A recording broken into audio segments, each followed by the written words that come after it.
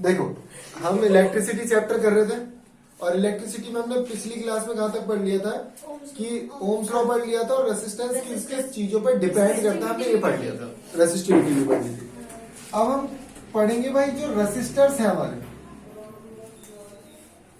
उनका जो कनेक्शन होता है ना वो किस तरीके से होता है। तो पहला जो है वो सीरीज है और दूसरा जो है वो पैरेलल है। तो पहला पढ़ेंगे हम लोग सीरीज, और सीरीज में क्या क्या चीजें आप लोगों को ध्यान देनी होती है वो समझना। अब देखो ये साइंस तो यार, साइन सिंबल्स जो है वो आपको पता होने चाहिए। ये साइन किसका है? बैटरी का। यहां पे मैंने एक रेसिस्टर लगाया, यहां पे एक रेसिस्टर लगाया, यहां पे एक रेसिस्टर लगाया, मैंने ये रेसिस्टर्स लगा दिए। यहां से मैंने वोल्टेज दिया, कुछ भी हो सकता है रेसिस्टेंस मतलब लॉस है पावर का। जैसे मान लो तुमने एक टीवी लगा दिया, एसी लगा दिया, कुछ भी लगा दिया, R1 R2 R3, ठीक है। अब याद क्या रखना है इस चीजों को, जब यहां से वोल्टेज जाता है तो यहां पे वोल्टेज ड्रॉप होता है। वोल्टेज ड्रॉप क्या होता है? अरे जो एनर्जी होती है ना भाई, कुछ अप्लायंस, इस अप्लायंस ने एनर्जी को एब्जॉर्ब कर लिया होगा, फिर जो बाकी बची होगी वो आगे जाएगी, फिर वो ये एब्जॉर्ब कर लेगा तो बाकी आगे जाएगी। तो that is called voltage drop. यहां पे वोल्टेज ड्रॉप हुआ, आगे आगे धीरे धीरे वोल्टेज ड्रॉप होता है। लेकिन जो करंट होता है ना वो यहां पे डिवाइड नहीं होता। तो सीरीज में मजेदार बात यह है कि जो हमारा करंट होता है वो डिवाइड नहीं होता, मतलब करंट जो है वो कांस्टेंट रहता है, और जो वोल्टेज है वो क्या है? ड्रॉप होता है, डिवाइड हो जाता है, वोल्टेज डिवाइड हो जाता है। मतलब यार जो भी मैंने वोल्टेज भेजा होगा वो यहां पे ड्रॉप हुआ होगा, तो वोल्टेज जो टोटल है वो V1 plus V2 plus V3 है ना। अब क्या मैं ओम्स लॉ की मदद से ऐसे लिख सकता हूं? हाँ, V1 को IR1 लिख सकता हूं। क्या मैं I को कॉमन ले सकता हूं? देख सकते हो। कैंसिल हो जाएंगे तो RT equals to R1। तो RT कितना आएगा? R1। कई बार ना ये प्रूफ करने को भी आ जाता है कि आप ये फॉर्मूला प्रूफ करो। एक चीज ध्यान से समझना कि ये वोल्टेज ड्रॉप्स जो हो रहे हैं ना, ये कभी भी हम लोग डोमेस्टिक अप्लायंस में यूज नहीं करते। मतलब ये जो सर्किट में पढ़ा रहा हूं आपको सीरीज में, कभी भी जो घरों में वायरिंग हो रखी है ना वो वहां कभी यूज नहीं होता, क्योंकि इसके बहुत सारे लॉस है। रेसिस्टर नहीं, इसी कनेक्शन, अरे अभी हमने क्या पढ़ा ना, कनेक्शन बढ़ा है कि अगर हम सारी चीजें टीवी वीवी एक ही लाइन में लगा दें, है ना, तो अगर ये यहाँ पे आके टीवी फूक जाता है तो आगे तो करंट जाएगा ही नहीं और कोई भी लाइट हमारी जलेगी नहीं है, कोई भी चीज हमारी चलेगी। तो इसीलिए हम लोग इसको अवॉइड करते हैं सीरीज में। बहुत कम चीजें जो सीरीज में ऑपरेट होती है, ठीक है। और इससे दिक्कत क्या होती है, मैं तुम्हें एक कहानी सुनाता हूँ। आज से 20 साल पहले की बात है, ठीक है। तो मैंने देखा कि मैं कहीं गया था गाजियाबाद में, तो मैंने देखा कि ना सबके जो कनेक्शन लगे हुए हैं वो एक मेन तार जा रही है, एक मेन वायर है जो कि ये है, और उन्हीं में से ना लोगों ने तार में से वोल्टेज ले लिया सब लोग। अब क्या है, और जो जिन भैया के यहाँ गया था मैं, उनका मकान क्या था? बिल्कुल लास्ट में। और जब हम रात को सो रहे थे, गर्मी का टाइम था, कूलर चल रहा था, लेकिन वो भी बहुत धीरे धीरे, बहुत धीरे धीरे। अब क्या हुआ, जब रात को 3 बजे, तो रात को 3 बजे कमरा ठंडा हो जाता है और लोग एसी ऑफ कर देते हैं। तो इन्होंने अपना एसी ऑफ किया और इन्होंने भी ऑफ किया एसी। तो जब पहले वाले मकानों के एसी ऑफ हो गए तो सारा वोल्टेज कहां आ गया? उसमें, और वो कूलर इतनी तेज चला कि फूक गया, ठीक है। तो कूलर, लाइट, पंखे बहुत फूकते थे पहले यार, बहुत ज्यादा। तो उसका एक सब्स्टिट्यूट निकाला गया, that is called stabilizer. That is called stabilizer. Stabilizer क्या होता था कि भाई कितना भी वोल्टेज, अगर मैंने यहाँ पे स्टेबलाइजर लगा दिया, कितना भी हाई वोल्टेज आ जाए लेकिन वो भेजेगा उतने 220। इसीलिए एसी में देखा है ना लगा रहता है। पहले तो क्या आता था, स्टेप अप और स्टेप डाउन स्टेबलाइजर आते थे। कैसे? मतलब अगर वोल्टेज कम आ रहा है ना तो आप ऐसे घुमा घुमा के उसे बढ़ा सकते हैं। वो अभी गांव में यूज होते हैं, अभी नहीं देखे होंगे तुमने, क्योंकि मैं ही बहुत छोटा था तब मैंने देखे थे। तो कट कट सी आवाज आती थी, वोल्टेज अप हो जाता था, लाइट जल रही है तो वो तेज हो जाती हाँ हाँ हाँ वो चीज है ना, नहीं देखा तुमने? जैसे पंखा का होता है, हाँ, पंखे का रेगुलेटर होता है ना, हाँ, हाँ घुमाता है। ऐसे ही होता है, एक बड़ा सा डब्बा सा होता है। हाँ बीप भी और करता था वो। हाँ, और हमेशा मतलब मोस्टली क्या होता था हमारे तो फ्रिज पे, कूलर पे, टीवी पे, हर एक अप्लायंस के लिए होता था, क्योंकि टीवी भी फूक सकता है हम्म। और कूलर भी हर चीज फूक सकती है, तो जो भी करंट जाएगा वो स्टेबलाइजर से होके जाएगा ताकि वोल्टेज ज्यादा आए। तो पहला कंसेप्ट क्या सीखा हमने? हाँ बोलो। हर अप्लायंस पे मतलब जो रहता था। हाँ, हर अप्लायंस के लिए अलग से खरीदना पड़ता था। हाँ, मैं जहाँ मतलब कि बिहार में थे तो मेरे मामी जहाँ तो एक ही था। एक ही था, तो वो हाई वोल्टेज वाला होगा, मतलब वो मेन देख, एक तो स्टेबलाइजर हो गया सिर्फ मेन में जो 220 ही भेजेगा, लेकिन अगर मान लो वोल्टेज कम आ रहा है तो क्या करेगा? वोल्टेज को बढ़ाएगा कैसे तू? उसके लिए बढ़ाने के लिए अलग होता है। लेकिन उनके यहाँ सिर्फ टीवी और फ्रिज है। हाँ तो बस फिर वही तो ठीक है। तो ये हमारा क्या हो गया? सीरीज मैंने आपको करा दिया। अब हम सीखेंगे पैरेलल। पैरेलल में जो भी हमारे घरों में लग रहे हैं ना, वो पैरेलल में। तो पैरेलल का कंसेप्ट क्या है?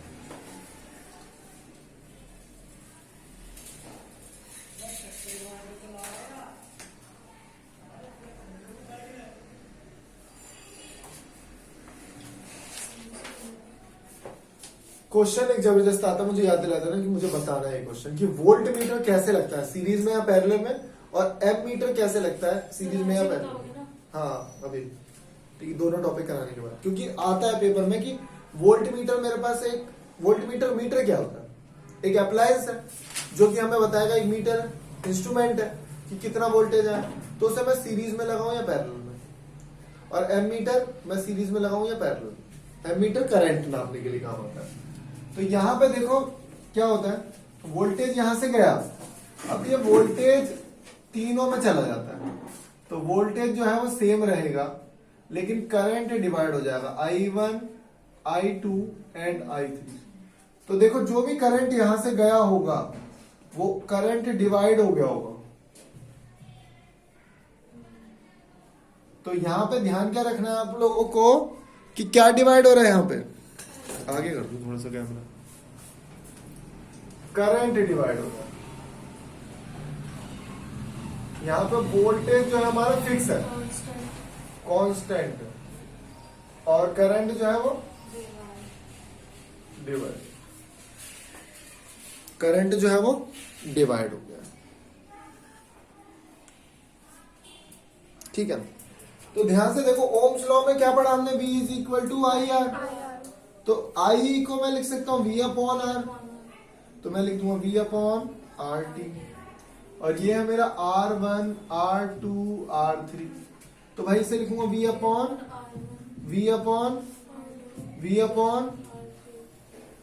V कॉमन ले लो,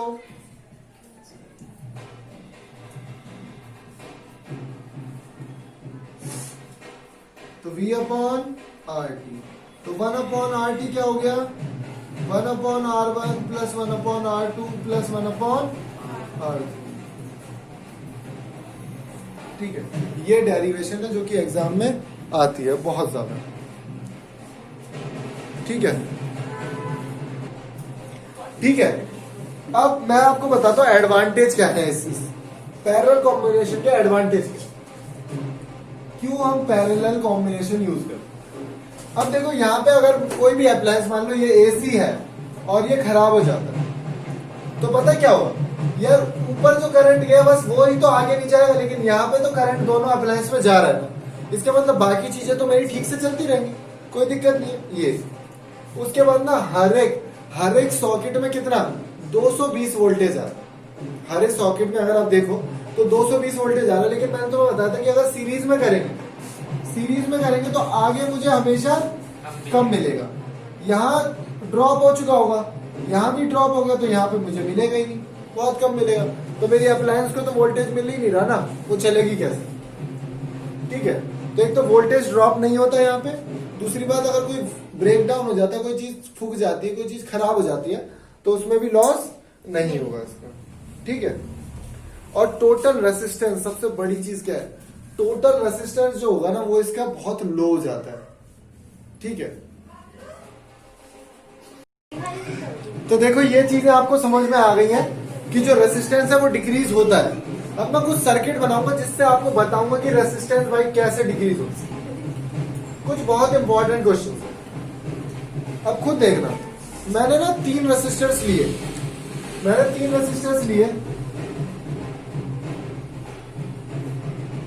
जिनकी रेसिस्टेंस जो है वो 6 ओम। अब मैंने एक बार क्या किया, इनको सीरीज में लगाया, एक बार मैंने इनको सीरीज में लगाया और एक बार मैंने इनको पैरेलल में लगाया। तो देखते हैं कि टोटल रेसिस्टेंस किसमें ज्यादा है, टोटल रेसिस्टेंस किसमें ज्यादा है। तो देखो टोटल रेसिस्टेंस का फॉर्मूला तुम्हें पता है ना, क्या, are total R1 plus R2 plus R3, तीनों को प्लस कर दो, बताओ 80 ओम। और यहां पे अगर तीनों को प्लस करोगे, लेकिन फॉर्मूला लगेगा 1/RT is equal to 1/R1, तो 1/6 6 RT 1/2 आ रहा है ना, इसको रेसिप्रोकल भी करना है हमेशा।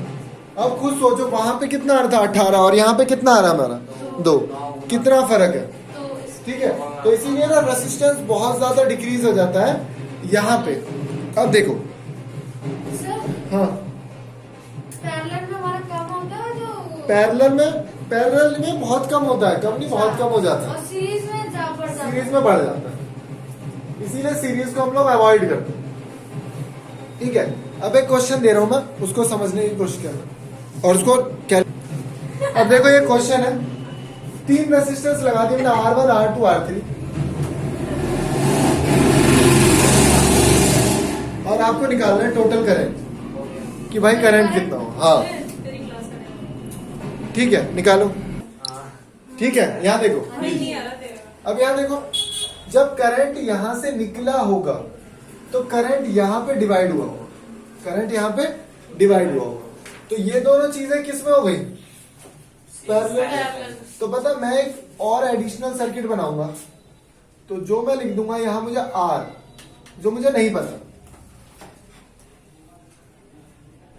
और ये R3 है, ये R3।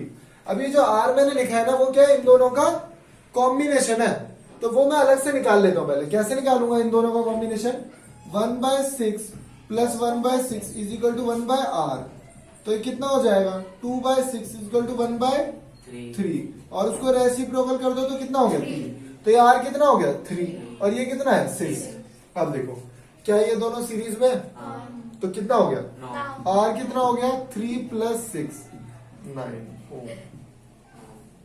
इन क्वेश्चंस को इस तरीके से किया जाता है। अच्छा, आपने इन दोनों को किस में, ये किस में है, पैरेलल में, तो पैरेलल को अलग से सॉल्व करो, फिर कितना आया 3, तो यहाँ पे 3 लिख दिया, इन दोनों को कॉम्बिनेशन करते हैं। हाँ कॉम्बिनेशन कर दिया। ठीक है, अब एक और अच्छा क्वेश्चन है जो कि एनसीईआरटी का है, मैं उतारता हूं और आप लोग करके बताओगे। देखो एक क्वेश्चन मैंने ये दिया आप लोगों को, एक क्वेश्चन और दे रहा हूं। कैसे करेंगे, चारों को प्लस कर देना, क्योंकि चारों के सारे तो पैरेलल है ना एक दूसरे के। ये पैरेलल तो P और T, और फिर ये वाला लगेगा। आंसर बताओ यार, करना है और प्रॉपर, भैया प्रॉपर करना है, प्रॉपर, हाँ कॉपी में करना है। देखो मैं ये वाला नहीं, मैं सिंपल सर्किट बना रहा हूँ। सिंपल, हाँ इसको आप सिंप्लीफाई कर सकते हो, इसको आप सिंप्लीफाई करके डायग्राम बना दो, मुझे वो भी अच्छा लगेगा। सिंप्लीफाई कर दो इसको, एक काम करो, डायग्राम और भी है, और भी सर्किट करवाऊंगा मैं। सर मेरे को दूसरा भी बनाने दो। इधर देख लो, वोल्टेज क्या है, वोल्टेज क्या है, यहाँ से वोल्टेज आया, आगे क्या हुआ, यहाँ डिवाइड हो गए, समझ रहे हो। अब मैं इसे सिंपल सर्किट में कैसे बनाऊंगा, भाई वोल्टेज था मेरा, है ना, वोल्टेज ऐसे गया और फिर उसके बाद वो डिवाइड हो गया, 2 जगह डिवाइड हुआ। इतना आया समझ में कि वोल्टेज गया और वो इस पॉइंट पे आके 2 जगह डिवाइड। एक जगह उसे क्या मिला? ए। एक जगह उसे ए मिला और दूसरी जगह वो सीधा गया उसे बी मिला जो कि 2 ओम का। फिर आगे कहीं डिवाइड हो रहा नहीं ना, बी के बाद कहीं डिवाइड हुआ नहीं ना, फिर से सी मिला, फिर सी के बाद उसे डी मिला। तो सर हम ऐसे भी तो कर सकते वेट, हैं। ऐसे ही करना। रुक जाओ, देखो इधर देखो ना। अब ये तीनों लाइन में है क्या? ये तीनों लाइन में है। तो 2 2 2 कितना हो गया? Very good, 6। क्योंकि ये सीधे थे तो अब मैं इन तीनों को मिटा के पता है क्या लिख दूंगा? 6 लिख दूंगा। कैसे? ये रहा मेरा 2 और इसकी जगह मैं क्या लिख दूंगा? 6। तो यहाँ पे क्या लिख दूंगा? 6। बहुत बढ़िया। अभी इसको कैलकुलेट कैसे करेंगे हम लोग, बताओ? 1/6 + 1/2। हाँ बिल्कुल सही भाई, बिल्कुल सही। क्योंकि ये दोनों किसमें है? पैरेलल है। तो इसको 1/2 + 1/6 तो कितना आएगा? 3 1 4 6। लेकिन 1/RT है तो RT कितना आ जाएगा? 6/4 दैट इज 1.5 ओम। दिमाग लगाओ, दिमाग। बहुत ही तगड़े क्वेश्चन है यार, आए हुए 2 बार क्वेश्चन आया हुआ है। सर आपने जो ठीक है आगे देखो अब ये वाला एक चीज याद रखना बोले यार, पॉजिटिव नेगेटिव। बड़ा वाला जो होता है ना लेग, वो पॉजिटिव है और छोटा वाला नेगेटिव। और हमेशा वोल्टेज कहां से निकलेगा? बड़े वाले पॉजिटिव से। अब इस वाले क्वेश्चन को बड़े प्यार से देखेंगे हम लोग। प्यार से देखने के बाद सॉल्व भी करना है भाई। यहां से वोल्टेज निकला इस पॉइंट पे आके, मतलब पहले तो जो सर्किट हम लोग बनाते हैं भाई, यहां से वोल्टेज निकला और इस पॉइंट पे आके वो डिवाइड हो रहा है। तो मैंने इसको डिवाइड कर दिया। फिर मैं आगे रास्ते में गया, मुझे क्या मिला? 2। लिखो मत, पहले सीख लो, फिर पूछोगे ये नहीं आया वो नहीं आया। यहां पे रास्ते में क्या मिला मुझे? 2 मिल गया। फिर मैं आगे गया, फिर 2, फिर मुझे 2 मिला और यहां पे आके ये जंक्शन खत्म हो गया। फिर मैं नीचे वाले पे आया, नीचे वाले पे फिर मुझे क्या मिला? 2। फिर मैं आगे गया, फिर मुझे क्या मिला? 2 और आगे जाके ये यहां पे मिल गया और ये ऐसे ज्वाइन हो गया। अब ध्यान से देखो। अब सर वो 4 ओम और 4 ओम बहुत पैरेलल बढ़िया। में लिख देंगे। क्या बात है। ठीक है। 4 ओम एंड 4 ओम। अब 1/4 + 1/4 और 1/RT। तो 1/RT। क्या बात है भाई, क्या बात है, ज्यादा पढ़ाई हो रही है। 4 1/2 तो RT कितना आ गया? 2 ओम लिखना जरूरी है। बहुत बढ़िया, ठीक है। ऐसे क्वेश्चंस बहुत सारे हैं। अभी तो मतलब ये लगा लो टाइप 1 हो गया, अब टाइप 2 की तरफ बढ़ते हैं हम लोग। क्या इसमें भी टाइप था? सर 1 मिनट सर कहिए। अब देखो यहाँ पे भी कंसेप्ट वही है और बहुत ही आसान। मैं जब यहाँ से मतलब इसको हम लोग यहाँ देखो, वोल्टेज गया और वोल्टेज जाने के बाद यहाँ पे 3 जगह डिवाइड होगा। बहुत बढ़िया है। और जब पहली जगह डिवाइड हुआ तो उसे 2 मिला, फिर अगेन वो डिवाइड हुआ, फिर उसे 2 मिला, वहां पे छोड़। फिर ये एक गया दूसरे पाथ पे और दूसरे पाथ पे इसे कितना मिला? 2 मिला। और फिर गया तीसरे पाथ पे, इसे 2 मिला, फिर आगे जाके 2 मिला। कितना अच्छे से तुम लोग सीख रहे हो यार। सर क्या हो गया? इसी बात में भैया बात ही देते हैं। ठीक है। अब ध्यान से देखो, ये 2 और 2 2 और 2 4 4 और 2 और अब ये तो 1/4 1/4 + 1/2 + 1/4। into 1। कितना हो जाएगा? 4 2 4 तो 1/4 + 1/2 + 1/4 एलसीएम ले लो, कितना है? 4 1 + 1 2 + 1 2 1 इसको तो 4/4 1 तो RT कितना आ गया? 1 ठीक है। एक क्वेश्चन और करा रहा हूं जो कि थोड़ा सा हैवी है, उसको अच्छे से देख लेना प्लीज यार। इसको ना आपको लिखना भी है तरीके से, R1 R2 करके लिखना है प्लीज। लेकिन तुम सर्किट अगर इस तरीके से बना देते हो ना, तो ये बड़ा ही मतलब तरीके से मैंने करवाया। सर एग्जाम में इससे सर्किट बनाना इजी होता है। हाँ हाँ, मैम तो चौक देंगी कोमल। क्वेश्चन को देखो, बड़ा ही अच्छा क्वेश्चन है यार। टोटल रेसिस्टेंस निकालना है। सर रेड पेन से उस पे ना सर्कल बना दो उस क्वेश्चन पे। रेड पेन से आपके हाथ में मार्कर है ना, उस पे सर्कल बना ब्लू दो। है वो, लेकिन डॉट लगा दिया, ठीक है। बिंदी लगा। यार इजी है, देखो ये That's right. खिचड़ी बना लो। खिचड़ी खिचड़ी अभी तक मेरी आदत छूट इसे गई है। पता है, सब में स्टार्ट है। भैया वो बनाएगा। बढ़िया, क्या बात है।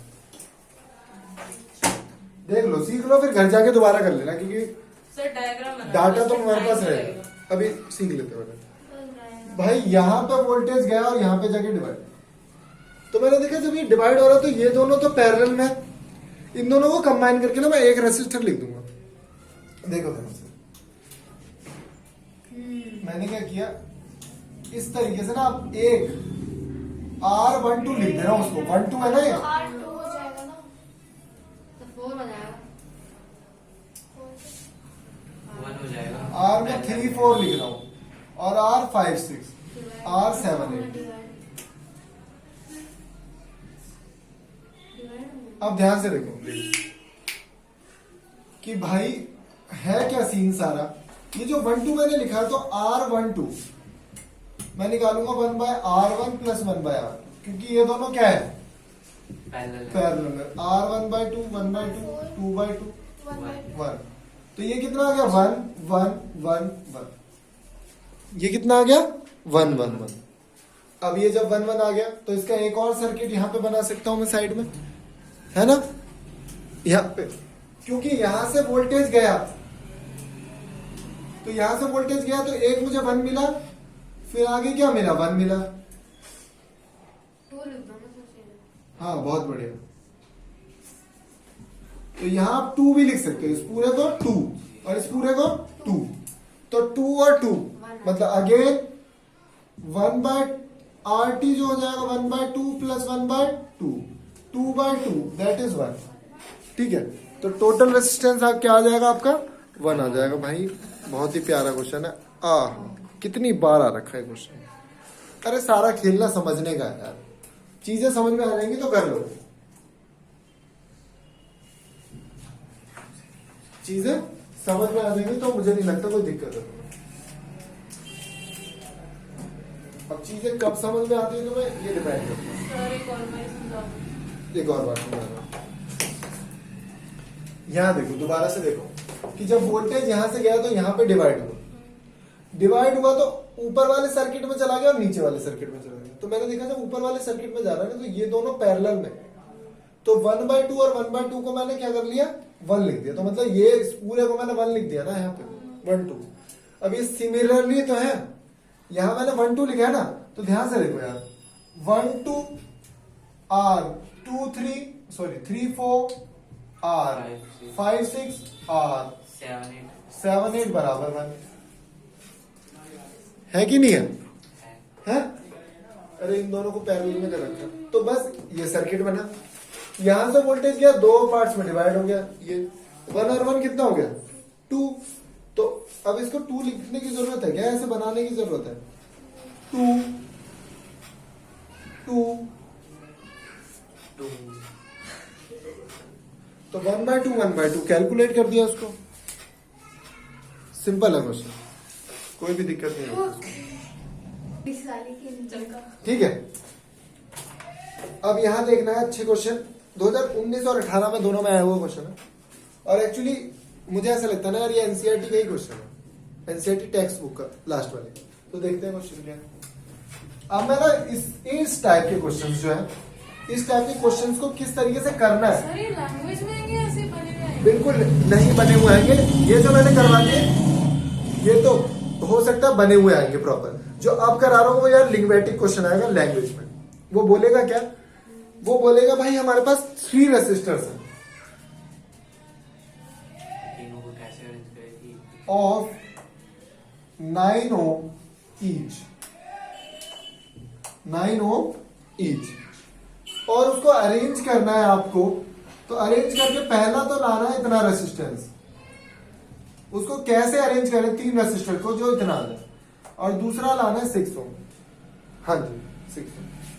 अब जब मैं देखता हूं ना यहाँ पे तो मेरे को पता लगता है कि यार अगर मैं तीनों को सीरीज में लगा दूं तो 9 9 9 कितना हो गया 27। इसका मतलब ऑप्शन में है क्या? नहीं, इसका मतलब वो ऑप्शन गलत है। तीनों को पैरेलल में लगा दो 1/9 1/9 1/9 3/9 तो कितना आएगा 3/9 कितना 1/3। इसका मतलब वो भी ऑप्शन में नहीं। इसका मतलब कुछ और करना पड़ेगा। तो चेक करते हैं अभी 2 ऑप्शन बचे क्या। मैं क्या करूंगा यार 3 रेसिस्टर्स है ना मेरे पास, इसको मैं कैसे भी अरेंज कर सकता हूँ। एक काम तो करता सीरीज हूँ, में पर बहुत बढ़िया बहुत बढ़िया। 2 मैं तीसरी बार बताऊं।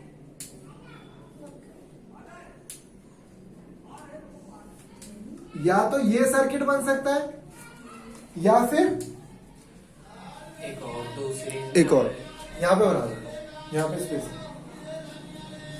अब मैं बताता हूं तुम्हें पहचानना कैसे कौन सा किसका है।